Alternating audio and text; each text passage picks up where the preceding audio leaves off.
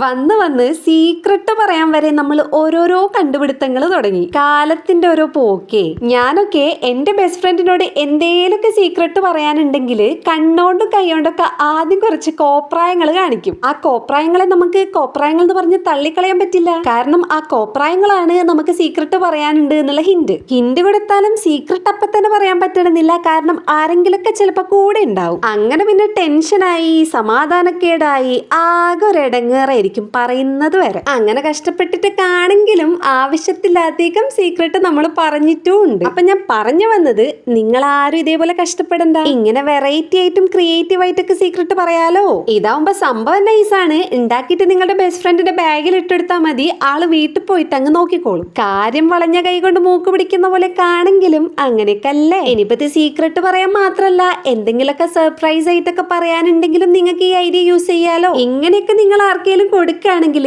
ഇത് തുറക്കുന്നത് വരെ എന്തായിരിക്കും അറിയാനുള്ള ഒരു ക്യൂരിയോസിറ്റി അവർക്കുണ്ടാവും. ഉണ്ടാക്കുന്നതൊക്കെ ഞാൻ ഇവിടെ ഡീറ്റെയിൽഡ് ആയിട്ട് കൊടുത്തിട്ടുണ്ട്. അപ്പതേ ഇത്രയൊക്കെയുള്ള നമ്മളുടെ പരിപാടി. ഉണ്ടാക്കി വന്നപ്പോൾ സീക്രട്ട് എഴുതിയ പേപ്പർ കുറച്ചൊന്ന് വലുപ്പം കൂടി. നിങ്ങൾ ഉണ്ടാക്കുമ്പോൾ ആ കുപ്പിയിൽ കൊള്ളുന്ന രീതിക്ക് വേണം ഉണ്ടാക്കാൻ. ബൈ ദ വേ, ഞാൻ എഴുതിയ സീക്രട്ട് നിങ്ങൾ പോസ്റ്റ് ചെയ്ത് വായിക്കുന്നത് എനിക്ക് അറിയുന്നതുകൊണ്ട് ഞാനൊന്ന് കാവ്യാത്മകമായിട്ട് എഴുതിയിട്ടുണ്ട്. ഇതോടുകൂടെ നമ്മളുടെ പരിപാടി അവസാനിപ്പിച്ചിട്ടുണ്ട്. അപ്പൊ ഇഷ്ടമാണെങ്കിൽ ലൈക്കും സബ്സ്ക്രൈബും കമന്റും ഒന്നും മറക്കണ്ട.